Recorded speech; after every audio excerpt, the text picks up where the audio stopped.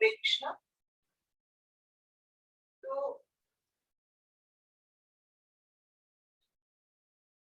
आज का हम ये सत्र श्रीमद एक सच्चिदानंद स्वामी श्रील प्रभुपाद को समर्पित करते हैं। तो इस पाठ के संस्थापक आचार्य हैं।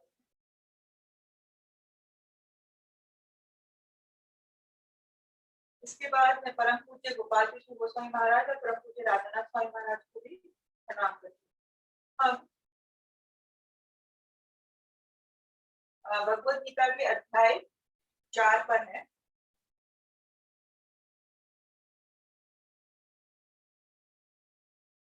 इसका शीर्षक है दिव्य ज्ञान। आप सभी को आवाज सुनाई दे रही है? हरे कृष्णा। हरे कृष्णा।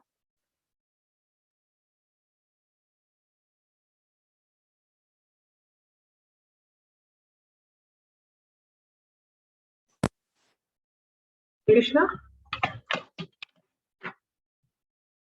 तो हमारा ये जो कर्म योग है, आपको लोगों को आवाज सुनाई दे रही है?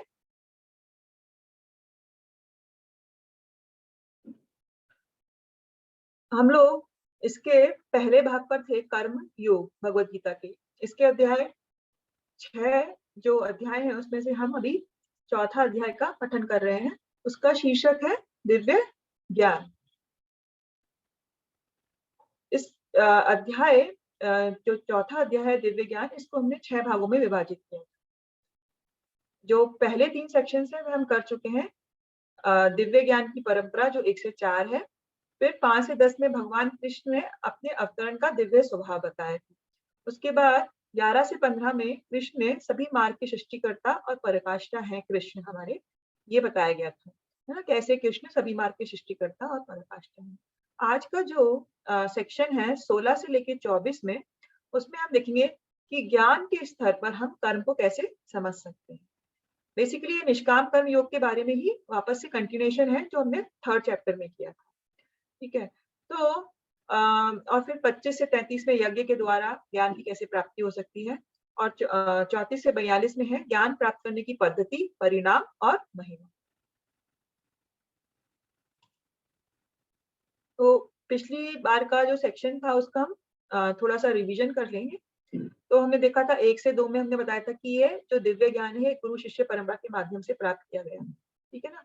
भगवान ने खुद ने इसको सबसे पहले विवासवान को दिया, विवासवान ने मनु को दिया, मनु ने इक्ष्वाकु को दिया। ठीक है। और फिर उन्होंने 3 में बताया था कि प्राप्तकर्ता की भी योग्यता होनी चाहिए। क्यों कृष्ण भगवान ने अर्जुन को दिया? क्योंकि अर्जुन उनके प्रिय मित्र और भक्त थे। फिर अर्जुन एक क्वेश्चन पूछते हैं भगवान से कि सूर्यदेव विवासवान आपसे ज्येष्ठ हैं, तो फिर कैसे समझे कि प्रारंभ में आपने इस विद्या को उन्हें दिया था? तो इसलिए फिर उसके उत्तर में अर्जुन को कृष्ण समझाते हैं कि तुम और तुम्हारे और मेरे अनेक जन्म हो चुके हैं, है ना। मुझे तो सबका स्मरण है लेकिन तुम्हें नहीं, क्योंकि तुम एक जीवात्मा हो और मैं परमात्मा हूँ। मैं पुराना और आने वाला सभी को मैं जानता हूँ। इसलिए मैंने ये ज्ञान विवासवान को दिया था बहुत हजारों साल पहले, और फिर ये ज्ञान मैं तुम्हें फिर से दे रहा हूँ क्योंकि ये बीच में मतलब खो गया था ज्ञान, तो इसीलिए इसे वापस दिया जाए। फिर कृष्ण अपने बारे में दिव्य जो उनका स्वरूप है उसके बारे में बताते हैं कि वह अजन्मा है, अविनाशी है ना, सब जीवों का स्वामी है, प्रत्येक युग में अपने दिव्य रूप में प्रकट होते हैं। इसके बाद हमने देखा था साथ में कि भगवान बताते हैं कि जहां भी कभी धर्म का पतन होता है तो वह अवतरित। हरे कृष्णा। आप लोगों को आवाज आ रही है? जी ठीक है। तो फिर अवतरण होने का उद्देश्य, उन्होंने 3 मेन कारण होते हैं: भक्तों का उद्धार करने के लिए, दुष्टों का विनाश करने के लिए और धर्म की फिर से स्थापना करने के लिए। लेकिन फिर भगवान कहते हैं कि मेन उद्देश्य इनमें से कोई भी नहीं। वह भगवान अपने भक्तों के साथ आदान प्रदान करना चाहते हैं, लीलाएं करने के लिए वह इस धरती पर आते हैं, अवतरित होते हैं। और फिर कहते हैं कि 9 में कि जिसने मेरे आविर्भाव और कर्मों की दिव्य प्रकृति को जान लिया है वह मेरे सनातन धाम को प्राप्त होता है और इस भौतिक संसार में कभी भी वापस नहीं आता। और फिर 10 में कहते हैं कि हमें हमेशा भय तथा क्रोध से मुक्त होकर भगवान की शरण में जाना चाहिए और जो ऐसा करते हैं वे भगवान के दिव्य प्रेम को प्राप्त होते हैं। इसके बाद हमने देखा कि 11 में कृष्ण बोलते हैं, ये अथा माम प्रपदन्ते ताम सते जनमयि। जिस भाव से लोग मेरी शरण करते हैं, मैं उन्हीं के अनुसार उनको फल देता हूँ, है ना? तो ये बहुत इम्पोर्टेंट था कि लोग अलग-अलग भावों से भगवान को अप्रोच करते हैं। और इसमें हमने ये भी देखा था कि कुछ ज्ञानी होते हैं, कुछ कर्मयोगी होते हैं, कुछ भगवान को तपस्या के माध्यम से जिस भाव से भगवान के पास जाते हैं, उसी अनुरूप वह उन्हें फल देते हैं। फिर इसके बाद उन्होंने फिर बताया कि मतलब अर्जुन ने जब पूछा कि फिर देवताओं के लोग क्यों पूजा करते हैं? तो बताया कि शीघ्र फल प्राप्त करने के लिए जो ये सभी मनुष्य हैं, वह देवताओं की पूजा करते हैं। लेकिन जो देवता उनको वरदान देते हैं, वह क्षणिक रहता है, वह हमेशा के लिए नहीं होता, है ना? जैसे ही ये हमारा यहाँ का जो जीवन कर्म है, वह खत्म हो जाएगा और यहाँ तक कि देवी-देवता भी अ, हमेशा के लिए नहीं है, वो परमानेंट नहीं है। है ना? उनका भी एक आयु होता है। तो जब वो है खुद उनका कुछ आयु है और उनका समाप्त होगा कार्यक्रम, तो फिर उनके द्वारा दिए गए वरदान भी कैसे परमानेंट हो सकते हैं? नहीं हो सकते। तो फिर अर्जुन जब ये पूछते हैं प्रश्न की तो फिर क्या उनके जो कृष्ण भगवान हैं, उनमें क्या असमानता है? वह लोग जब दूसरों से कुछ कॉन्टैक्ट करते हैं तो। तो उन्होंने बताया कि नहीं, मैंने प्रकृति के 3 गुणों और उनसे संबंध कर्म के अनुसार 4 विभागों का रचना किया है।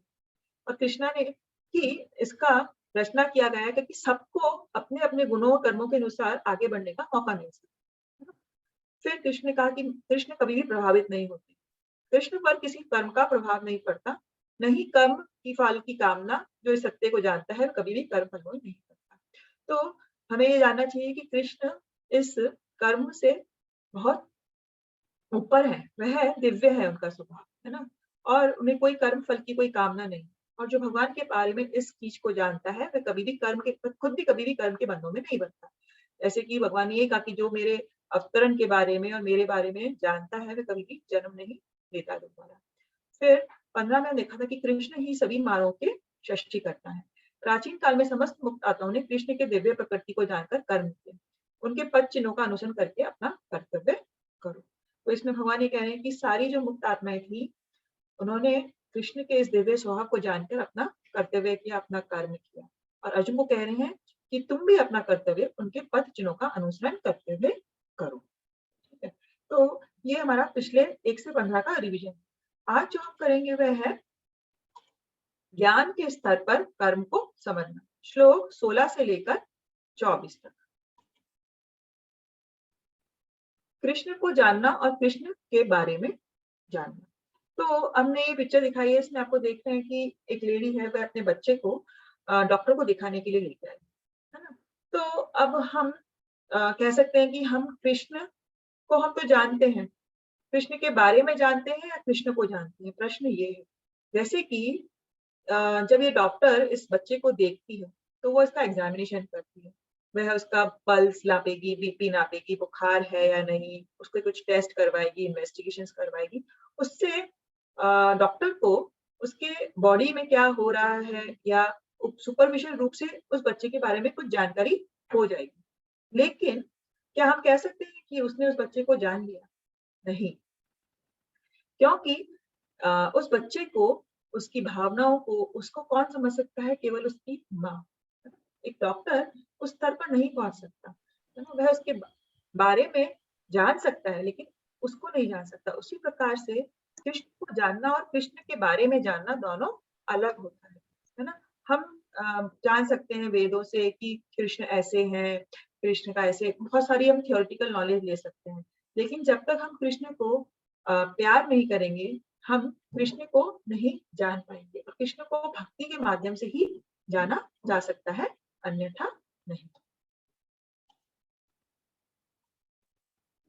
तो अ, हमने जब ये 15वाँ श्लोक देखा था, तो हमने देखा था कि भगवान क्या कह रहे थे कि प्राचीन काल में समस्त मुक्त आत्माओं ने मेरी दिव्य प्रकृति को जानकर कर्म किया। अतः तुम्हें चाहिए कि उनके पद चिन्हों का अनुसरण करते हुए अपने कर्तव्य का पालन करो।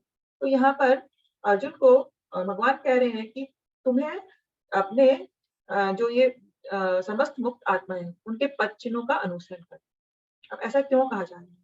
क्योंकि कृष्ण आप समझाएंगे कि हमें कभी भी कोई कर्म स्वतंत्र होकर नहीं करना चाहिए। We should not be independent. हमें हमारे जो पूर्ववर्ती आचार्य हैं उनके निर्देशों का हमेशा पालन करना चाहिए। उनके अंडर में रह के ही, उनकी शरणागति में ही हमें कोई भी कर्म करना चाहिए। अगर हम स्वतंत्र होकर कोई काम करेंगे तो उसका परिणाम अच्छा नहीं होगा।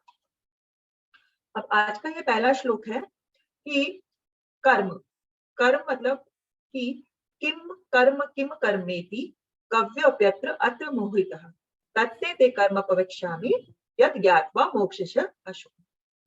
कर्म बुद्धिमान भी मोहग्रस्त होते हैं। तो इसमें ये बोल रहे हैं कि ये जो कर्म के बारे में, अकर्म के बारे में जानना ये इतना आसान नहीं है। भगवान खुद ही कह रहे हैं कि कर्म क्या है और अकर्म क्या है, इसे निश्चित करने में बुद्धिमान व्यक्ति भी मोहग्रस्त हो जाता है ना। इवन इंटेलिजेंस गेट बिविल्डर्ड, वो भी कंफ्यूज हो जाते हैं, वह भी इसकी बारीकी को समझ नहीं पाते। अतः मैं तुमको बताऊंगा कि कर्म क्या है, जिसके जानकर तुम सारे अशुभ से मुक्त हो सको। तो भगवान कह रहे हैं कि इसे जानना बहुत मुश्किल है, इसलिए मैं खुद तुम्हें बताऊंगा कि कर्म क्या है, और अगर तुम इसको जान जाओगे तो तुम सारे अशुभ कर्मों से मुक्त हो जाओगे। इसीलिए भगवान अब इसको समझाएंगे कर्म के बारे में। क्योंकि हमने देखा था कि जो तीसरा अध्याय था, तीसरे अध्याय में हम निष्काम कर्म योग के बारे में पढ़ रहे थे, है ना। कैसे हमें विरक्त होकर कर्म करना है, निष्काम कर्म। लेकिन उसी बीच में अर्जुन कृष्ण को एक प्रश्न पूछ लेते हैं कि वो क्या चीज है जो हमें इस कर्म बंधन में बांधे रखती है और हम अपना कर्म नहीं कर पाते हैं। तो उसके उत्तर में फिर भगवान काम के बारे में समझाने लगते हैं कि कैसे काम पर विजय प्राप्त करनी चाहिए। तो जो लास्ट सेक्शन था थर्ड चैप्टर में, वो 36 से लेके 43 तक, उसमें भगवान लस्ट के बारे में, काम के बारे में ही समझाते हैं। और जब फोर्थ चैप्टर की बिगनिंग होती है तब अर्जुन फिर से एक प्रश्न पूछ लेते हैं और परंपरा के बारे में, है ना, कि ये ज्ञान कैसे प्राप्त हुआ, क्या हुआ। तो इसीलिए थोड़ा सा डिविएशन आ जाता है और फिर भगवान परंपरा को समझाने लगते हैं और फिर अपने बारे में भी, क्योंकि अर्जुन पूछ लेते हैं कि आपका अवतरण कैसे होता है, आपने कैसे ज्ञान दिया। तो उस चक्कर में वह है फिर ये कृष्ण भगवान अपने बारे में भी बताने लगते हैं। तो अभी इस 16वें श्लोक से फिर से वही टॉपिक जो थर्ड में छूट गया था वो कंटिन्यू हो रहा है, निष्काम कर्म योग, है ना। तो इसमें बेसिकली हम समझेंगे कि हमें कैसे कर्म करना चाहिए। तो कर्म की बारीकों को समझना। तो अब इसमें क्या है कि तृष्णा भाव में कम करने के लिए मनुष्य को प्रामाणिक पुरुषों के नेतृत्व का अनुगमन करना होता है, जो गुरु परंपरा में। तो हमने पहले बहुत अच्छे से समझा था कि हमें हमेशा गुरु परंपरा के द्वारा ही कोई भी नॉलेज या दिव्य ज्ञान को प्राप्त करना चाहिए, है ना। हमें हमें कभी भी स्वतंत्र होकर कोई कर्म नहीं करना चाहिए। वस्तुतः धर्म को केवल भगवान ही निश्चित कर सकते हैं। और हमने ये भी देखा कि भगवान ही है जो धर्म की संस्थापना कर सकते हैं, अन्यथा और कोई नहीं। और भगवान के जो प्रमाणिक और लोग हैं जिन्होंने उनको ज्ञान दिया है, परंपरा के द्वारा ही धर्म की स्थापना हो सकती है, अन्यथा नहीं। फिर भगवान अपने भक्तों पर अहेतु की कृपावश स्वयं ही अर्जुन को बता रहे हैं कि कर्म क्या है और अकर्म क्या है। इस श्लोक में तो कह रहे हैं कि मैं बताऊंगा, केवल कृष्णा भावना में किया गया कर्म ही मनुष्य को भवबंधन से उबार सकते हैं। तो इसके तात्पर्य में प्रभुपाद समझाते हैं कि कोई भी कर्म जो हम कृष्णा भावनामृत में करते हैं, वही इकलौता एक कर्म है जो मनुष्य को भवबंधन से उबार सकता है। बाकी कोई भी कर्म किया हुआ हमें इस भवबंधन से बांधे रखता है, इससे हम मुक्त नहीं हो सकते। अब कर्म को समझना बहुत मुश्किल है, इस श्लोक में ये बताया गया है। कर्मणो हि बोद्धव्यं बोद्धव्यं च विकर्मणः अकर्मणश्च बोद्धव्यं गहनो कर्मणो गति। कर्म की बारीकियों को समझना अत्यंत कठिन है। कृष्ण भगवान स्वयं कह रहे हैं कि ये बहुत मुश्किल है। अतः मनुष्य को चाहिए कि वह ठीक से जाने कि कर्म क्या है, विकर्म क्या है और अकर्म क्या है। यहाँ पर कृष्ण ने 3 चीजों का उपयोग किया है, कर्म, विकर्म और अकर्म।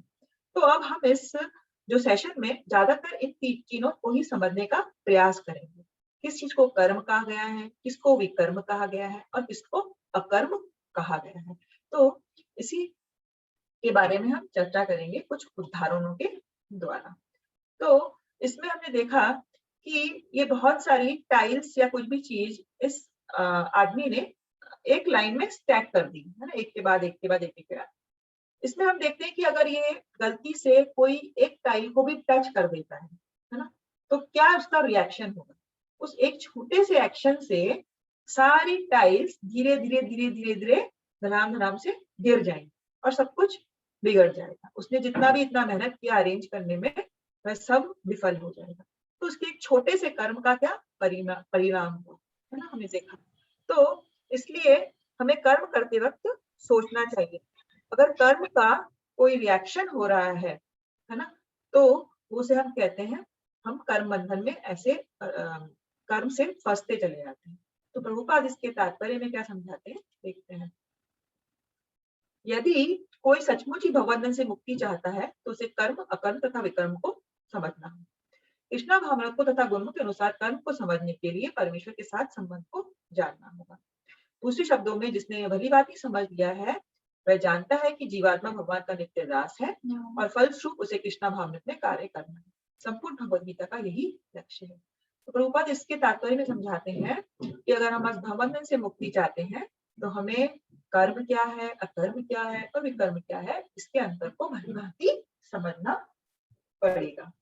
और कृष्णा भावना को और गुणों के साथ कर्म को समझने के लिए हमें क्या करना पड़ेगा कि हमारा भगवान के साथ क्या संबंध है उसको जानना। जब हम ये जान जाएंगे कि हम भगवान के नित्य दास हैं और हमें हमेशा कृष्णा भावनामृत में कर्म करना है, कोई भी कर्म करना है, तो हम मुक्त हो सकते हैं। तो इसी मुक्त हो सकते हैं। तो संपूर्ण भगवद गीता का यही लक्ष्य है ना। संपूर्ण भगवद गीता का यही लक्ष्य है कि हम किस प्रकार कृष्णा भावनामृत में कार्य कर सकते हैं और अपने आप को इस भवबंधन से मुक्त करा सकते हैं। अब हम कर्म, विकर्म और अकर्म के बारे में और समझें। भगवद गीता 4.18, इसमें क्या है, अब भगवान बता रहे हैं कि जो मनुष्य कर्म में अकर्म और अकर्म में कर्म देखता है वह सभी मनुष्यों में बुद्धिमान है और सब प्रकार के कर्मों में प्रवृत्त रहकर भी दिव्य स्थिति में रहता है। तो इसमें एक कंफ्यूजिंग लाइन है, कर्म में अकर्म देखना और अकर्म में कर्म देखना। तो बहुत से लोग कंफ्यूज हो जाते हैं इससे, इतना आसान नहीं है। कृष्ण भगवान कह रहे हैं कि जो ये समझ जाता है वह बुद्धिमान है और वह सब कार्यों में लगे रहने के बाद भी वह एक ट्रांसेंडेंटल स्थिति में रहता है, दिव्य स्थिति में स्थित रहता है। तो भक्तों के बारे में कहते हैं। तो कर्म में अकर्म और अकर्म में कर्म हम कैसे समझ सकते हैं, इसको हम देखते हैं। जैसे कि ये पिक्चर है, इसमें क्या है कि अर्जुन लड़ाई करते हैं। तो अब इस एक्शन को हम कर्म कहेंगे, विकर्म कहेंगे या अकर्म कहेंगे? कोई समझा सकता है इसको?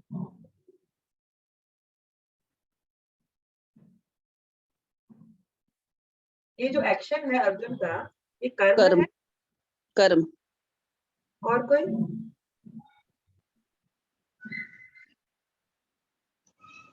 बता। जैसे कि ये एक्शन है फाइटिंग का, है ना। फाइटिंग का एक्शन है, ये अलग अलग कंडीशन में तीनों चीज को हम कह सकते हैं। ये कर्म हुआ है ना, क्योंकि अर्जुन अपना कर्तव्य कर रहा है, उसे वह क्षत्रिय है तो अपना कर्म निभा रहा है। हम कह सकते हैं कि वो अपना कर्म करना है, लड़ना उसका कर्म है, इसलिए वो कर्म कर रहा है। ठीक है, तो ये हम कह सकते हैं कर्म। अब इसको अकर्म कैसे कह सकते हैं? अकर्म तब कहेंगे जब वह ये लड़ाई भगवान कृष्ण के निर्देश पर उनकी आज्ञा के लिए कर, वह अपने लिए नहीं कर रहा है, क्योंकि भगवान का ऊपर से निर्देश आया है तो वह अपना ये जो एक्शन है वो कर रहा है और उसे उसकी फल की कोई चिंता नहीं है, वह सब कुछ डिपेंडेंट है भगवान पे। तो उस कंडीशन में उसका जो लड़ना है वह अकर्म कहला जाएगा, है ना। अकर्म मतलब कि उसे इस कर्म का कोई भी फल नहीं भुगतना पड़ेगा, कर्म फल, उस पर कोई रिएक्शन नहीं आएगा। तो इसलिए अब उस कंडीशन में जब ये भगवान के कहने पे कर रहा है तो वो अकर्म कहला है। जैसे कि हम इसे समझ सकते हैं कि दुर्योधन अपने लिए कर रहा था, दुर्योधन को राज्य चाहिए था, उसे जीतना था, तो वो केवल कर्म कहलाएगा, कर्म नहीं। लेकिन अर्जुन क्योंकि भगवान के कहने पर कर रहा है तो उसका यही एक्शन फाइटिंग ये अकर्म हो गया, है ना। और दुर्योधन के केस में वह कर्म। अब हम कह सकते हैं कि लड़ना अच्छी बात नहीं, है ना, फाइटिंग इज नॉट गुड। तो उस कंडीशन में हम फाइटिंग को विकर्म भी कह सकते हैं, क्योंकि इस युद्ध से बहुत लोग मारे जाएंगे, क्योंकि नहीं करना चाहिए। तो जो चीज नहीं करनी चाहिए उसको विकर्म कहते हैं। तो हमने देखा कि एक ही एक्शन को हम कर्म, विकर्म और कर्म कैसे मान सकते। तो इससे हमने बेसिकली ये सीखा कि जब हम कृष्णा भावनामृत में या भगवान की आज्ञा से हम कुछ भी करते हैं तो वह अकर्म हो जाता है, क्योंकि हमें उसका फल नहीं भुगतना मिलता है। है ना। तो इस तरह से हम इसको समझ सकते हैं। आगे हम इसको और समझेंगे तो आप लोगों को समझ में आएगा। अब जैसे कि अच्छा या बुरा काम हम कैसे कर सकते हैं। हम कहते हैं जनरली दान देना अच्छी बात है, सत्य बोलना अच्छी बात है, लेकिन ये कुछ कंडीशंस पे डिपेंड करता है। जैसे कि किसी आतंकवादी संगठन को दान दे दे कोई, या शराबी को दान दे दे, तो आप वो उसे अच्छा बोलोगे या बुरा बोलोगे? वही काम है ना। बुरा। दान ही दे रहा है वो, लेकिन वह क्या बन गया? बुरा। बुरा। लेकिन अगर हम दान देते हैं भगवान की भक्ति बढ़ाने के लिए, प्रचार करने के लिए, किताबों का वितरण करने के लिए, तो वही दान अच्छे के काउंट में आ गया, तो वो अच्छा हो गया, ये बुरा हो गया। अब दूसरा हम कैसे समझें? एक्टिविटी सेम है। एक कसाई है जो भागती हुई गाय का रास्ता खोज रहा है, उसके पीछे पड़ा है। क्यों पड़ा है? उसे मारना चाहता है ना। अब कोई हम में से कोई उस कसाई को वो सोचेगा, कसाई आके उसको पूछेगा, हमें पूछता है कि तुमने गाय को देखा है, और हम कह देंगे हाँ उधर गई है। तो हमने यहाँ पर क्या बोला? सत्य। तो बेसिकली सत्य बोलना तो अच्छा होता है, लेकिन इस केस में वह सत्य अच्छा कहलाएगा या बुरा? बुरा। बुरा, क्योंकि उसने उस गाय को मरवाया कसाई के हाथ। तो यहाँ पर वही सत्य बोलना सही नहीं है। फिर युद्ध में जब सैनिक गोली चलाते हैं तो उसे हम अच्छा मानते हैं या बुरा?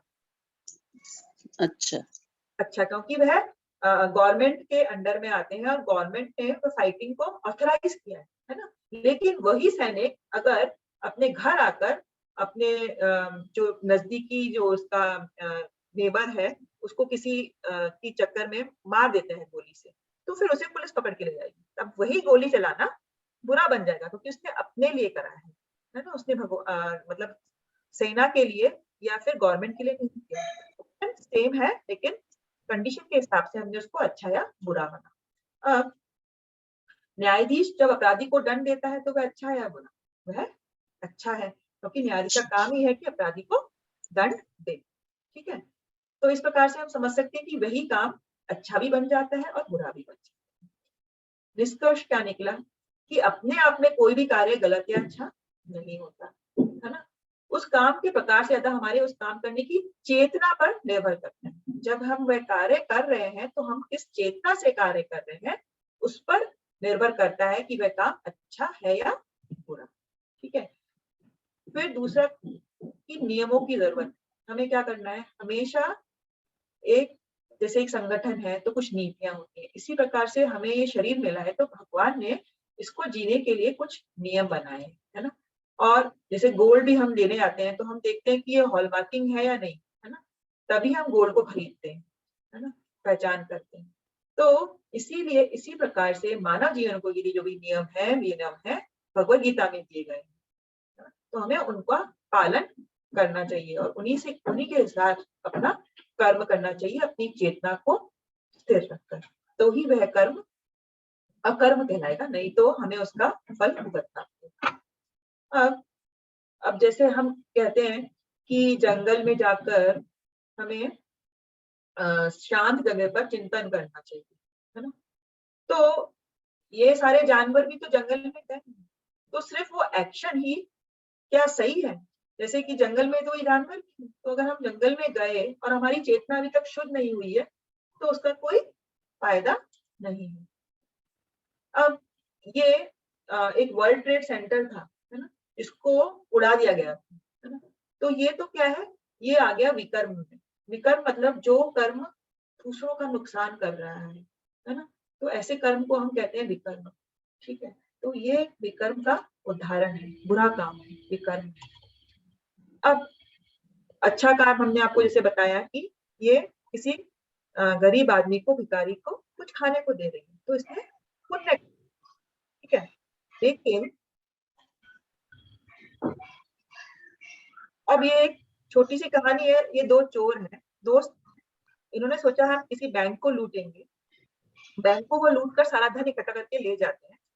अब ये लोग जब चोरी कर कर आते हैं तो अब ये सोचते हैं कि हम इसको आधा आधा डिवाइड कर, तो अब ये डिवाइड करना ठीक है, सही है, लेकिन चोरी का माल जब डिवाइड कर रहे हैं वो एक्टिविटी इटसेल्फ ही सही नहीं है, तो उसको बराबर बराबर बांटने से वो लोग सही नहीं हो गए चोर, तो उस केस में हम इसको सही नहीं ठहरा सकते। जैसे कि ये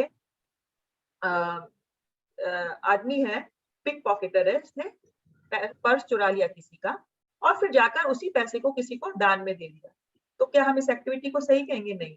किसी और का चुरा कर किसी को दान में दे दिया, तो यहाँ पर दान देना तो गलत हो, है ना। उसी इक्वल डिवाइड करना, शेयर को, जो चोरी का माल है उसको आप डिवाइड कर रहे हो तो वो अच्छा काम नहीं करना। तो इस प्रकार से हमने देखा कि अच्छा और बुरा काम पर डिपेंड नहीं करता कि क्या काम है, हमारी चेतना पर निर्भर करता है कि हमने किस चेतना से वो काम किया। अब हम देखेंगे कि ये हमने पहले भी इस स्लाइड आपको बताया है कि सूर्य की रोशनी है ना, या फिर पानी है, ये प्रकृति है, फल फूल है, यहाँ तक कि हमारा दिमाग है ना, ये सब किसने हमें दिए हैं? भगवान ने।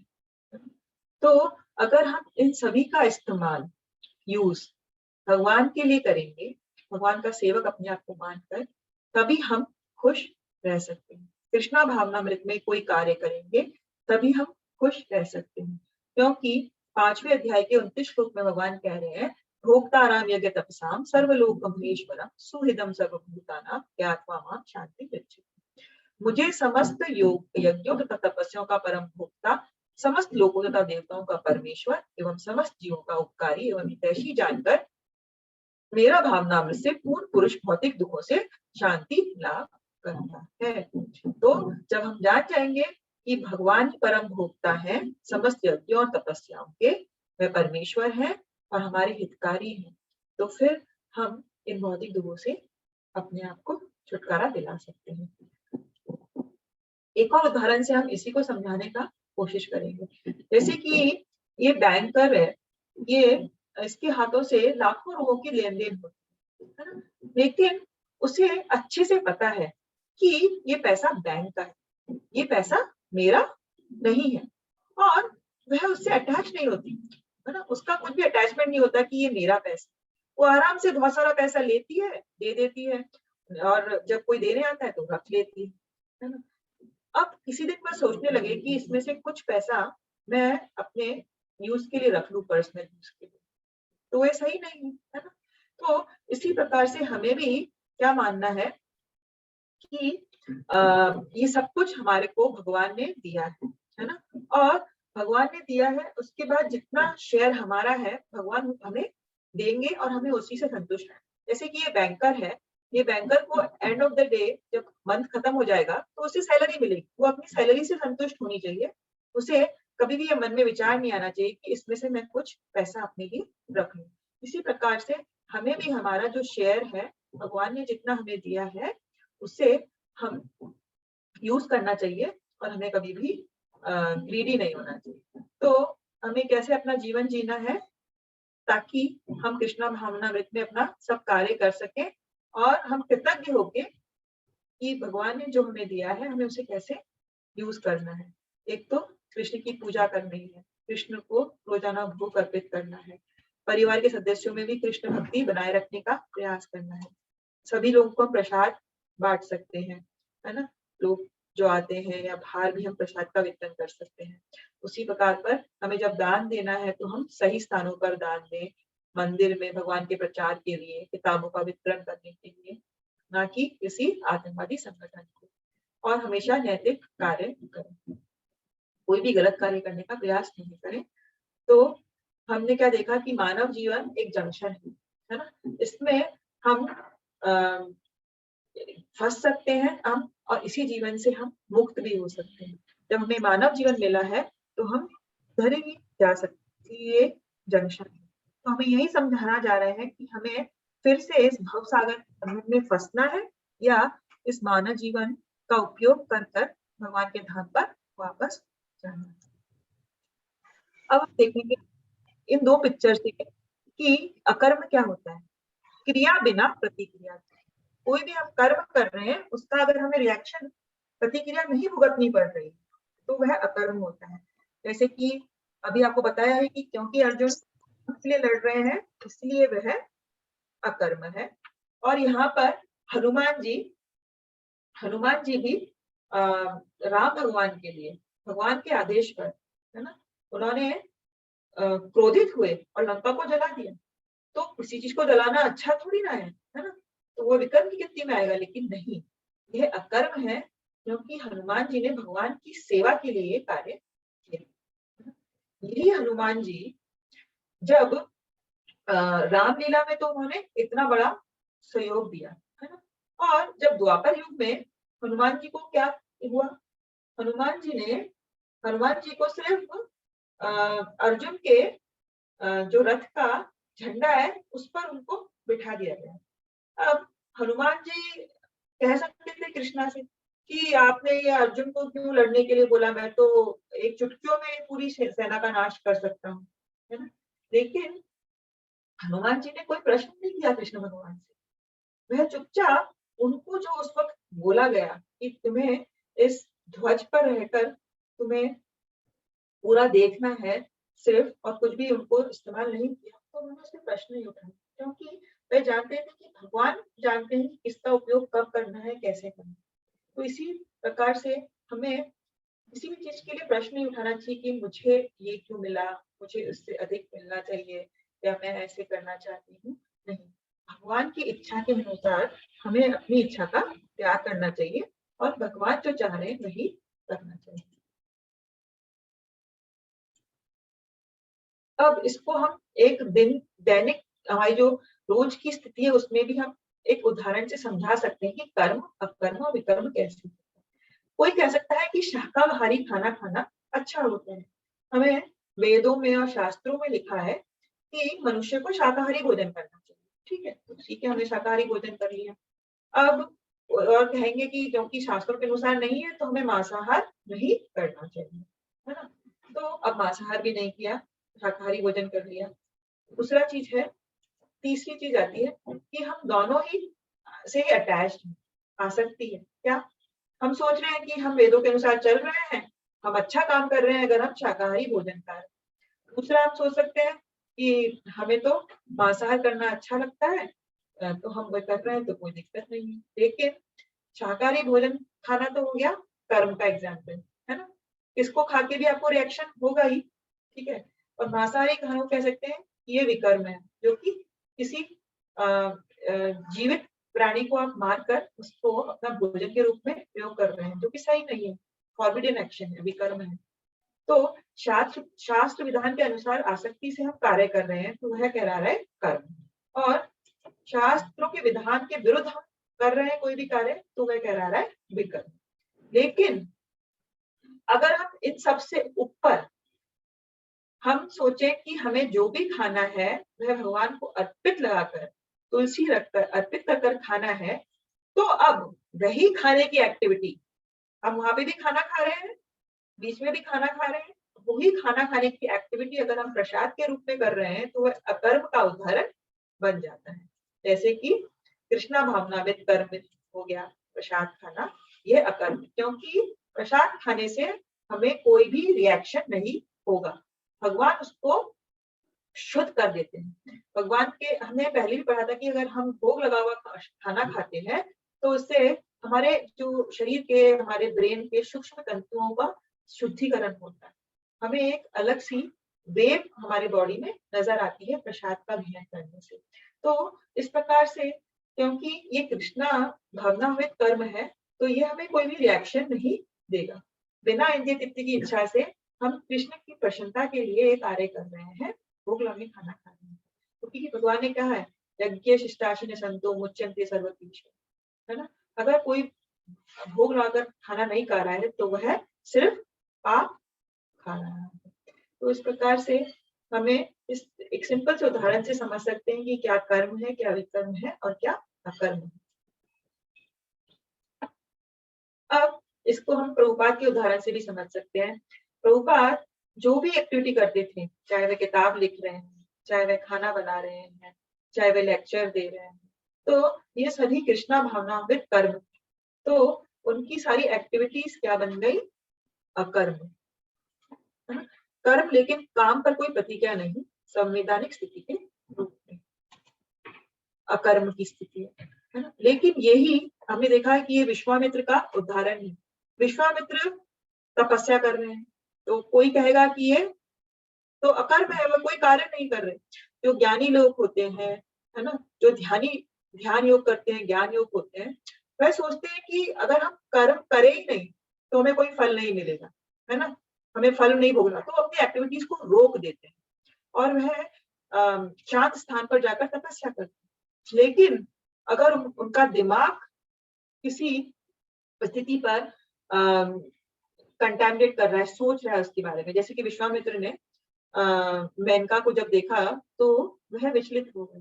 तो यहाँ पर उनका जो हमें बाहर से दिख रहा है कि अकर्म है, कोई कार्य नहीं कर रहे हैं, लेकिन मानसिक स्तर पर वह गलत कार्य कर रहे हैं, तो उन्हें कर्म का रिएक्शन भुगतना ही पड़ेगा। लेकिन यहाँ प्रभुपाद पूरी तरह से एक्टिव है, हर एक एक्टिविटी कर रहे हैं, लेकिन उनकी कॉन्शियसनेस क्या है? सिर्फ भगवान के लिए मैं कर रहा हूँ, भगवान के लिए कर रहा हूँ, तो फिर उनको कोई भी रिएक्शन नहीं भुगतना पड़ेगा, तो यह अकर्म कहलाएगा। तो अशुद्ध हृदय वाला जो कर्म करता है वह कर्म के बंधन और उसके बाद मुक्ति को प्राप्त होता है। तो हमारा अगर हृदय अशुद्ध है तो चाहे हम कोई एक्टिविटी नहीं करें तो भी हमें उसका परिणाम भुगतना पड़ सकता है, ठीक है ना। तो इससे हम समझ सकते हैं कि क्या अकर्म है और क्या कर्म है। कर्म से हमें फल भोगना पड़ेगा, अकर्म से हमें कोई रिएक्शन नहीं पड़ेगा। अब कर्मों में अकर्मों ये उदाहरण हमने देखा। 19 से 24 में हम क्या देखेंगे कि ज्ञान से जब हम कर्म करते हैं तो वह फल को भस्म कर देता है। जिस व्यक्ति का प्रत्येक प्रयास इंद्रिय तृप्ति की कामना से रहित होता है उसे पूर्ण ज्ञानी समझा जाता है। उसे ही साधु पुरुष ऐसा करता कहते हैं जिसने पूर्ण ज्ञान की अग्नि में अपने कर्म फलों को भस्मात कर लिया है। तो हमने अभी देखा कि जो भी व्यक्ति कोई भी कार्य कर रहा है, अगर वह इंद्रिय तृप्ति की भावना से रहित, वह स्वयं के लिए कोई कार्य नहीं कर रहा है, वह ये नहीं सोच रहा है कि ऐसा करने से मुझे ये फायदा होगा, वैसा करने से मुझे वो फायदा होगा, मैं कुछ काम कर रहा हूँ उससे घर में पैसा आएगा और मैं बहुत ज्यादा इंद्रिय तृप्ति करूंगा, तो फिर वह कर्म बंधन है, वह उसे कर्म का परिणाम भुगतना ही पड़ेगा। हो सकता है पुण्य करने से हमें स्वर्ग जाना पड़े, है ना, और पाप करने से हमें नरक जाना पड़े, लेकिन दोनों का जब समय खत्म हो जाएगा तो फिर से हमें अर्थ पे आना पड़ेगा। तो हम उससे जन्म मृत्यु के चक्कर से नहीं छूट सकते, चाहे हम पुण्य करें चाहे पाप करें। हम बंजी जंपिंग करते रहेंगे, ऊपर नीचे ऊपर नीचे ऊपर नीचे, है ना? तो वह सही नहीं। साधु पुरुष जो होते हैं वह अपने ज्ञान से, ज्ञान की अग्नि में इन कर्म फलों को नष्ट कर दे। तो हमें भी इस दिव्य ज्ञान की स्थिति पर आना होगा, तभी हम ये कर सकते हैं। तो पूर्ण ज्ञान हमारी संवैधानिक स्थिति को जानना है। क्या जानना है? प्योर नॉलेज क्या है कि हम भगवान के दास हैं। जब हम इस नॉलेज में आ जाएंगे तो हमें फिर हम हमारा हर एक कर्म भगवान के लिए होगा, और जब हर एक कर्म भगवान के लिए होगा तो हमें उसका रिएक्शन नहीं भुगतना पड़ेगा। तो भगवान की नित्य दासता के इस ज्ञान के विकास की तुलना किससे की गई है? अग्नि को। अगर हमें ये ज्ञान आ गया तो ये अग्नि के तरह हमारे सारे कर्म के फलों को नाश कर देगा। अब साधना के कुछ स्तर, आरूढ़ स्तर। तो 20 में क्या कह रहे हैं भगवान? अपने कर्म फलों की सारी आसक्ति को त्याग कर सदैव संतुष्ट तथा स्वतंत्र रहकर सभी प्रकार के कार्यों में व्यस्त रहकर भी कोई सकाम कर्म नहीं करता। तो फिर से इनमें हम क्या देख रहे हैं? एक विरक्त कर्म योगी के जो लक्षण होते हैं, है ना, एक जो डिटैच होकर काम कर रहा है, ऐसे योगी के क्या लक्षण होते हैं? वह कर्म फलों के प्रति कोई उसकी आसक्ति नहीं होती, है ना। वह सदैव संतुष्ट रहता है, सेटिस्फाइड रहता है। जो फायदा नुकसान उसे हो रहा है, अपने आप से भगवान की कृपा समझकर उसको वह स्वीकार करता है ना। वह क्वेश्चन नहीं उठाता, है ना, चिंतित नहीं होता, स्वतंत्र रहकर वह सभी तरह के कार्यों में व्यस्त। वह इस भौतिक युग में ऐसा दूसरों को नजर आया कि ये सब कार्य कर रहा है, जो हम कर रहे हैं वही ये कार्य कर रहा है, लेकिन उसकी चेतना अलग होने से वह सकाम कर्म नहीं हो बन जाता, वह उसकी मुक्ति का कारण बन जाता है। तो वही कर्म हमें बांध सकता है और वही कर्म हमें मुक्ति दिला सकता है। सिर्फ फर्क है हमारी चेतना का। तो चेतना का अंतर लाना ही पूर्ण ज्ञान से आ सकता है, वो चेतना का अंतर, अन्यथा नहीं आ सकता। कर्म के बंधन से इस प्रकार मुक्ति तभी संभव है जब मनुष्य कृष्णा भावनावित होकर कृष्ण के लिए कार्य करे। वह अपनी पूर्ण सामर्थ्य से अपना कर्तव्य करता है और फिर सब कुछ कृष्ण पे छोड़ देता है ना। Do your best and leave the rest on Krishna. आप जो भी कार्य कर रहे हैं अपनी पूरी सामर्थ्य से करो, अच्छे से करो और सब कुछ भगवान पर छोड़ो। भगवान के लिए कर रहा हूँ, भगवान आपको जो लाभ और हानि देनी है आप दीजिए। ऐसे अनासक्त व्यक्ति शुभ अशुभ कर्म फलों से हमेशा मुक्त रहता है। तो इस प्रकार एक डिटैच वर्कर के सिम्टम्स है। अब सिद्ध अवस्था, निराश्रित चित आत्मा त्युक्त सर्व परिग्रह शारीरम केवलम कर्म कुर्वन् नाप्नोति किल्बिषम्। मधुर जी आप पढ़ेंगे इसका ट्रांसलेशन? जी। ऐसा ज्ञानी पुरुष पूर्ण रूप से संयमित मन और बुद्धि से कार्य करता है, अपनी संपत्ति के सारे स्वामित्व को त्याग देता है और केवल शरीर निर्वाह के लिए कर्म करता है। इस तरह कार्य करता हुआ वह पाप रूपी फलों से प्रभावित नहीं होता है। भगवत गीता 4.21। तो अब इसमें क्या कह रहे हैं फिर से कि जो इस तरह का करता है, ऐसा करता है जो कि विरक्त होकर कार्य कर रहा है, वह सब कुछ भगवान पर छोड़ देता है। वह इस एंजाइटी में, टेंशन में नहीं रहता कि मेरे परिवार का लालन कैसे होगा, है ना। उसे पता है कि जब भगवान एक हाथी को भी, वो तो कहीं कार्य करने नहीं जा रहा, वो तो किसी कंपनी में नहीं कार्य कर रहा, तो एक हाथी को भी भगवान सब कुछ दे रहे हैं, उसका पेट भर रहा है। तो हमें ये चिंता नहीं करनी चाहिए। हमें चिंता में हम बहुत धन संग्रह करना चाहते हैं, है ना। तो और हम सोचते हैं कि उसको बचा के रखना है, लेकिन भगवान 9वें अध्याय में 22वें श्लोक में कहते हैं अनन्यस चिंतयन्तु मामेति उपास्ते, कि जो भगवान भक्त के पास है, अगर भक्त हो तो मैं उसे बचा कर रखूंगा, और अगर जो तुम्हारे पास नहीं है मैं तुम्हें दूंगा, तुम्हें चिंता करने की कोई आवश्यकता नहीं है। तो जो ज्ञानी पुरुष है वह अपने संयमित मन और बुद्धि से कार्य करता है और संपत्ति के सारे स्वामित्व को त्याग देता है। वह मानता है कि ये कुछ भी मेरा नहीं है, जैसे कि वो बैंकर है ना। वो बैंकर को पता है कि ये धन संपत्ति मेरी नहीं है, केवल शरीर निर्वाह के लिए वह कार्य करता है। वह अपनी जो सैलरी उसको एंड में मिल रही है उससे संतुष्ट है। उसी प्रकार से हमें भी सिर्फ इस शरीर को जैसे मानना है कि ये मशीन है और इसको चलाने के लिए जितने ऑयलिंग की जरूरत है, जितना मिनिमम जरूरत है उतना ही कार्य करूंगा, बाकी कोई भी अटैचमेंट नहीं रखता। इस तरह कार्य करता हुए पाप रूपी फलों से प्रभावित नहीं होता, उस पर किसी भी चीज का कोई असर नहीं होता।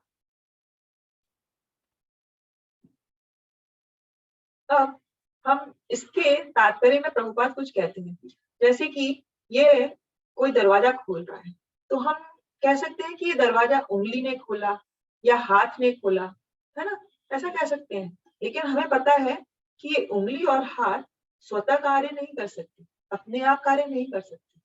इसको कार्य करने के लिए पीछे हमारा पूरा शरीर यूज हो रहा है ना। शरीर यूज हो रहा है प्लस आत्मा भी। हमने डिजायर करी कि ये गेट खुलना चाहिए, है ना, और बॉडी उसको एक्शन में लेके आएगी, तभी वह गेट खुलेगा। पूरा कॉर्पोरेशन से ये चीज होगा, है ना।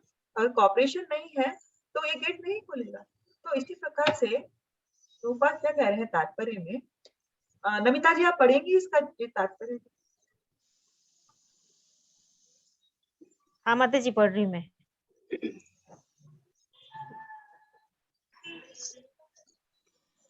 कृष्ण भावनामृत व्यक्ति कर्म करते समय कभी भी शुभ या अशुभ फल की आशा नहीं रखता। जब जब हाथ हिलाता है तो वह स्वेच्छा से नहीं हिलाता, अपितु सारे शरीर की चेष्टा से हिलाता है। कृष्ण भावना भावित व्यक्ति भगवदी इच्छा का अनुगामी होता है, क्योंकि उसकी निजी इंद्रिय तृप्ति की कोई कामना नहीं होती। वह यंत्र के एक पुर्जे की भांति हिलता डुलता है। जिस प्रकार रख रखाव के लिए पुर्जे को तेल और सफाई की आवश्यकता पड़ती है, उसी प्रकार कृष्ण भावना भावित व्यक्ति कर्म के द्वारा अपना निर्वाह करता रहता है, जिससे वह भगवान की दिव्य प्रेम भक्ति करने के लिए ठीक बना रहे। अतः वह अपने प्रयासों के फलों के प्रति निश्चेष्ट रहता है। भगवद गीता अध्याय 4 21वां श्लोक। ठीक है, धन्यवाद। तो इसमें क्या कह रहे हैं प्रभुपाद के कोट में कि जो कृष्ण भावना व्यक्ति है वह कभी भी कोई अपने जो कार्य कर रहा है उसके शुभ या अशुभ फल की आशा भी नहीं करता है ना। जैसे कि हाथ अपने आप नहीं हिल रहा है ना, पूरी शरीर की चेष्टा से हिलता है। तो इसीलिए जो कृष्ण भावना व्यक्ति है वह निजी अपनी इंद्रिय तृप्ति के लिए कोई कार्य नहीं करता, वह सिर्फ भगवान की इच्छा का अनुगामी होता है ना। जैसे कि यंत्र का एक पुर्जा अपने आप नहीं हिल सकता, ठीक है ना, मशीन की तरह हमें अपने आप को मानना है ना। जिस प्रकार मशीन को सिर्फ तेल और सफाई की आवश्यकता पड़ती है, उतना ही हमें अपने शरीर के लिए कार्य करना है, बाकी सारे कार्य करना भगवान के लिए। तो इससे हमें डिटैचमेंट आएगा फलों के प्रति, और फलों के प्रति हमें विरक्ति आएगी तो हम खुश रह सकते हैं। हम हमेशा दुखी क्यों रहते हैं? क्योंकि हमें फलों की इच्छा होती है। हम सोचते हैं कि जो कार्य कर रहा है उसका मुझे अच्छा मिलना चाहिए, है ना, बुरा नहीं मिलना चाहिए। तो इतना अटैच हो जाते हैं, सोचते हैं हमने ये कार्य करा। लेकिन अगर हम सोचे कि हमने भगवान के लिए कार्य करा है तो हमें डिटैचमेंट आ सकता है, विरक्ति आ सकती है, तो हमारा जीवन बहुत सुलभ हो सकता है, आसान हो सकता है। यहाँ पर एक उदाहरण है। हम कई बार कहते हैं कि ये तो हमारी किस्मत में लिखा था, है ना, किस्मत से मुझे ये सब मिला है नई चीजें। लेकिन यहाँ पर ये संजय है और धृतराष्ट्र है ना। तो इनके बीच संवाद चला था। धृतराष्ट्र को ये समझाते हैं कि क्यों तुमने ये मतलब पूरे इसका नाश होने दिया, इस पूरे कुल का, है ना, तुमने अपनी इच्छाओं की वजह से ऐसा किया। तो इसमें क्या है कि नियति जो होती है हमारे कर्मों के परिणाम निर्धारित करती है, न कि हमारे कर्म स्वयं। जैसे कि हमें बहुत पैसा मिलना था, वह हमारी किस्मत में लिखा था नियति, लेकिन जो पैसा हमें मिला उसका हमने उपयोग कैसे किया वह तो हम पे निर्भर करता है ना। अगर हमने अपने कर्मों के द्वारा उस पैसे को नष्ट कर दिया तो अब नियति का कहाँ हाथ रहा, है ना। उसी पैसे का हम सदुपयोग कर सकते थे, लेकिन हमने अपने कर्मों से सब कुछ खराब कर दिया। तो नियति पर सब कुछ डिपेंड नहीं होता, हमें हमारे एक्शंस प्योरीफाई करने हैं, हमारी एक्टिविटीज को हमें प्योरीफाई करना है। यज्ञ आचरण कर हमें क्या करना है? स्वतः होने वाले लाभ से संतुष्ट रहना है, द्वंद्व से मुक्त पर कार्य करना है, किसी से ईर्ष्या नहीं करनी है ना। और जो मनुष्य, ये सब क्वालिटीज है ऐसे व्यक्ति की, सिद्ध अवस्था जिस मनुष्य की है ना, यज्ञ आचरण करना। तो जो सफलता तथा असफलता दोनों में स्थिर रहता है वह कर्म करता हुआ भी कभी बनता नहीं है। तो हमें लगेगा कि ये दूर से सारे कार्य कर रहे हैं लेकिन मैं कर्म बंधन में नहीं बंधा होता, ऐसा नहीं। यहाँ पर हमने उदाहरण में एक ये जट भरत की पिक्चर लगा रखी है ना। भागवतम में एक कथा आती है कि जो भरत महाराज थे वह अपना राजपाट छोड़कर जंगल में चले गए, वह भाव स्तर पर थे, ठीक है, लेकिन उन्हें एक हिरण से अटैचमेंट हो गई। हिरण से अटैच हो गए तो उन्हें दूसरा जन्म एक डियर के रूप में लेना पड़ा, हिरण बन गए। लेकिन उन्हें अपना पुराना जीवन याद था, तो वह हिरण बन के भी सूखी घास खाते थे और हमेशा आश्रम के पास रहते थे, साधु संग करते। तो इस वजह से उन्हें फिर तीसरा जो मिला जन्म वह जट भरत के रूप में मिला। और जट भरत बहुत ही आत्मज्ञानी व्यक्ति, सेल्फ रियलाइज सोल था, है ना। वह उसे अपने मान सम्मान, ईर्ष्या किसी से नहीं थी, सफलता असफलता किसी से कुछ लेना देना नहीं था। लोग तो उन्हें कहते थे ये पागल है, लेकिन वह बहुत बड़ा आत्मज्ञानी व्यक्ति था जग भगत। और एक बार ये रघुगण उनको राजा मिल जाते हैं, और जब वह उसकी पालकी को चलाते हैं, राजा की पालकी को उन्हें मौका मिलता है, तो वह चींटियों से बचा बचा के चला रहे थे, तो पालकी अलग तरीके से हिलती डुलती है, तो राजा गुस्सा हो जाते हैं उन पर। लेकिन जब जट भरत अपना मुंह खोलते हैं और जब ज्ञान की बात करते हैं, तो राजा को समझ में आ जाता है कि ये तो सिद्ध पुरुष है, इनकी तो सिद्ध अवस्था है। और फिर वह उनसे बहुत सारे इंस्ट्रक्शंस लेते हैं, उसको अपना गुरु मान लेते हैं जब तक। तो इस प्रकार से यह एक सिद्ध पुरुष की स्थिति है कि वह कभी भी ईर्ष्या नहीं करता, द्वंद से मुक्त रहता है, सफलता असफलता दोनों में एक भाव रखता है। तो 23 का क्या अनुवाद है? जो पुरुष प्रकृति के गुणों के प्रति अनासक्त है और जो दिव्य ज्ञान में पूर्णतः स्थित है, उसके सारे कर्म भ्रम में लीन हो जाते हैं। तो आखिर में भगवान ये कह रहे हैं कि ऐसा व्यक्ति जो प्रकृति के 3 गुणों से ऊपर है, उसे कोई आसक्ति नहीं है, उसे पूर्ण दिव्य ज्ञान है कि उसकी क्या स्थिति है, भगवान की क्या स्थिति है, तो उसके द्वारा सारे किए हुए कर्म भ्रम में लीन हो जाते हैं। मतलब वह उसको कोई भी रिएक्शन नहीं देंगे, ही विल, उसकी सारी एक्टिविटीज ट्रांसेंडेंस में मिल जाती है, वह भगवान को प्राप्त होता है। तो पूर्ण रूपेण कृष्णा भावनायुक्त होने पर मनुष्य समस्त द्वंद्वों से मुक्त हो जाता है, भौतिक गुणों के कलमश से भी मुक्त हो जाता है। वह इसलिए मुक्त हो जाता है क्योंकि कृष्ण के साथ अपने संबंध को वह जानता है ना? और उसका चित्त कभी भी कृष्णा भावना से विचलित नहीं। अतः वह जो भी करता है वह आदि विष्णु कृष्ण के लिए होता है। उसका सारा जो कार्य है वह यज्ञ रूप में होता है, और यज्ञ का उद्देश्य क्या है? परम पुरुष विष्णु को प्रसन्न करना। ऐसे यज्ञमय कर्म का फल निश्चय ही ब्रह्म में विलीन हो जाता है। तो वह अगर भगवान विष्णु के लिए सारे कर्म कर रहे हैं, तो उसके सारे कर्म के फल ब्रह्म में विलीन हो जाते हैं, और मनुष्य को कभी भी कोई भौतिक फल का परिणाम भोगना नहीं पड़ता। तो यह इसका रिजल्ट होता है। अगर हम अनासक्त होकर अपना कर्तव्य करेंगे, यज्ञ के रूप में करेंगे, भगवान विष्णु के लिए करेंगे, तो हमें सारे भौतिक फलों से मुक्ति मिल जाएगी, सारे कल्मशों से मुक्ति मिल जाएगी। तो ये लास्ट श्लोक है आज का। इसमें क्या कह रहे हैं? ब्रह्म अर्पणम ब्रह्म हवीर ब्रह्म तेन गंतव्यम ब्रह्मेव देव गंतव्यम ब्रह्म कर्म समाधि। तो जो व्यक्ति कृष्णा भावना में पूर्णतः लीन रहता है, ठीक है, जो डिवोट, उसे अपने आध्यात्मिक कर्मों के योगदान के कारण अवश्य ही भगवत धाम की प्राप्ति होती है, क्योंकि उसके सारे कर्म आध्यात्मिक लेवल पर होते हैं, उसके सारे कर्म स्पिरिचुअल लेवल पर होते हैं, वह मटेरियल लेवल पर कोई कर्म नहीं करता। तो उसका क्या रिजल्ट होता है?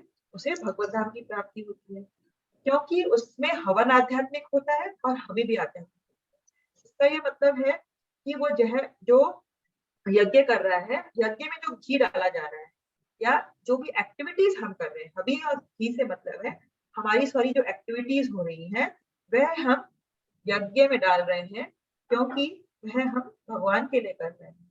तो हमारी सारी एक्टिविटीज आध्यात्मिक हो जाती है और अंततः हमें भगवत धाम की प्राप्ति होती है। तो हमने यहाँ पे 2 चीज देखी कि भौतिक और आध्यात्मिक में अंतर क्या है, कि पंच महाभूत पृथ्वी जल अग्नि वायु और आकाश से जो चीज बनी है वह क्या है? भौतिक है, ठीक है।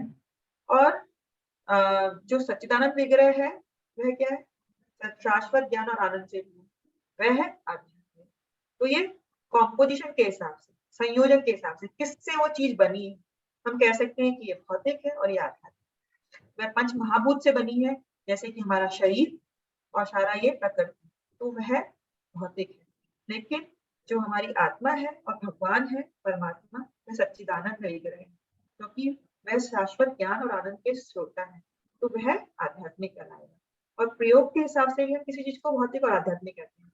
जैसे कि कृष्ण की शक्तियों का उपयोग भौतिक गतिविधियों के लिए करना, अगर हम भगवान की जो एनर्जीज है, अगर हम उनका भौतिक लाभ के लिए कोई कार्य में ले रहे हैं, तो वह भौतिक कहलाएगा। जैसे कि लैपटॉप का उदाहरण भी हम ले सकते हैं। लैपटॉप का उपयोग अभी हम कर रहे हैं भगवान की कथा का डिस्कशन करने के लिए, प्रचार करने के लिए। तो वही लैपटॉप जो कि एक भौतिक चीज है, अगर भगवान के लिए इस्तेमाल हो रही है तो वह आध्यात्मिक हो गई। और वही लैपटॉप अगर कोई फिल्म देखने के लिए कर रहा है, उस पर मूवीज देख रहे हैं, उस पर गेम्स खेल रहे हैं, तो लैपटॉप तो वही चीज हुई, लेकिन अभी हम उसको कर रहे हैं भौतिक गतिविधियों के लिए, तो हमने उसका इस्तेमाल किया भौतिक चीजों के लिए। तो ये डिफरेंस है, किस चीज के लिए हम उसको यूज कर रहे हैं उसके हिसाब से हम उसे भौतिक और आध्यात्मिक कह सकते हैं। और कृष्ण की शक्तियों का उपयोग हम अगर आध्यात्मिक गतिविधियों के लिए करते हैं तो वह आध्यात्मिक कहलाता है, जैसे कि लैपटॉप का एग्जाम्पल है। उसी लैपटॉप को हम एक पिक्चर देखने के लिए, गेम्स खेलने के लिए यूज कर सकते हैं। दूसरा, हम भगवान के वेद पढ़ने के लिए और भगवान का प्रचार करने के लिए यूज कर सकते हैं। तो वह गतिविधि एक है, चीज एक है, लेकिन उसका उपयोग हम अलग अलग करते हैं।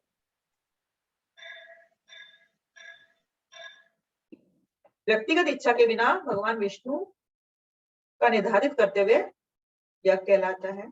और वेदों का क्या उद्देश्य है? यज्ञ वे विष्णु, निर्दिष्ट यज्ञ संपन्न करें, प्रत्येक रूप से भगवान विष्णु की सेवा करें, दोनों से एक ही प्रयोजन सिद्ध होता है। हम कोई यज्ञ करें या फिर भगवान विष्णु की सेवा करें, दोनों का रिजल्ट एक ही है, क्योंकि विष्णु भगवान ही सभी यज्ञों के भोक्ता है। तो भगवान विष्णु की प्रसन्नता के लिए कर्म करना चाहिए, अन्य कोई भी कर्म का बंध का कार्य करेगा। और हम अच्छे या बुरे कर्म करेंगे, हम ऊपर नीचे, स्वर्ग और नरक, सर्व और नरक के बीच में झूलना पड़ेगा। तो हमें हमारे निर्धारित कर्तव्य करने हैं। धीरे धीरे हमारे हृदय की शुद्धिकरण होगा और उससे हमें ज्ञान की प्राप्ति होगी, दिव्य ज्ञान की। तो इस प्रकार भगवान के लिए कर्म करना असमय कार्य त्याग की तुलना में अर्जुन के लिए बेहतर है, ये हमने पहले भी देखा है। परंतु यदि तुम कर्म फलों की कामना से मुक्त नहीं हो तो तुम्हें पूर्णतः कार्यों का त्याग करने की बजाय इच्छा को रखते हुए कर्म कांड करना चाहिए। भगवान ने पहले भी हमें समझाया है कि हमें फल की इच्छा नहीं रखते हुए कर्म करना है। लेकिन अगर हमारी ये स्थिति नहीं है तो कम से कम हमें कार्य का त्याग नहीं करना है, इच्छा को रखते हुए हम कर्म कर सकते हैं। तो हम धीरे धीरे शुद्धिकरण के स्तर पर पहुंच सकते हैं। तो बेसिकली जो ये आज का टॉपिक था, ये 3rd अध्याय में हम पढ़ चुके हैं कि हमें कैसे निष्काम कर्म योग करना। निष्काम कर्म योग का मतलब है कि हमें हमारे सारे कर्तव्य करने हैं, लेकिन हमारी चेतना को हमें बदलना है।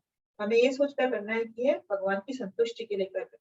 भगवान, क्योंकि सारे यज्ञ भगवान की संतुष्टि के लिए होना चाहिए, तो हमारे कर्म योग्य यज्ञ भी भगवान की संतुष्टि के लिए ही होने चाहिए, तभी हम इस भवबंधन से मुक्त हो सकते हैं। तो बेसिकली हमें क्या करना है? अकर्म करना है। अकर्म का मतलब है हमारे सारे कर्म भगवान विष्णु के लिए अगर हो जाते हैं तो वह हमें कोई भी रिएक्शन नहीं देंगे, वह अकर्म कहलाएंगे।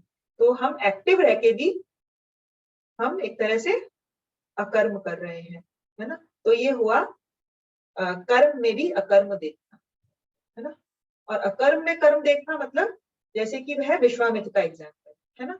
वह भारी रूप से हमें लग रहा था कोई एक्टिविटी नहीं कर रहा, लेकिन मानसिक स्तर पर उसका मन इंद्रिय तृप्ति पर चिंतन कर रहा था, तो वह हो गया अकर्म में भी कर्म। और हम जो अगर भगवान विष्णु के लिए कार्य कर रहे हैं तो वह हो गया कर्म में भी अकर्म। तो इस प्रकार इसको हम समझ सकते हैं। तो आज का सत्र यही समाप्त होता है। धन्यवाद। किसी का कोई प्रश्न है तो आप पूछ सकते हैं।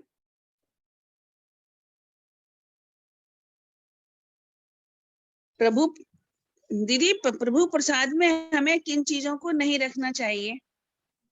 माता हरे कृष्णा, हम जो भी चीज हमारे घर पर बना रहे हैं, है ना, उसे हमें सब टाइम पर, चाहे वह सुबह हो, दिन हो, रात में भी हम भोग लगा सकते हैं। जो खा रहे हैं, दूध जो भी है, सबका हम भोग लगा सकते हैं और जो भी हम बनाते हैं। लेकिन अगर हमने लहसुन और प्याज का इस्तेमाल किया है तो हमें उसे भोग नहीं लगाना चाहिए। बाकी किसी भी चीज का हम भोग लगा। ठीक है, धन्यवाद। धन्यवाद। हरे कृष्णा कृष्ण कृष्ण। जय श्री कृष्ण चैतन्य प्रभु नित्यानंद, श्री गदाधर श्रीवासादि गौर भक्त वृंदा।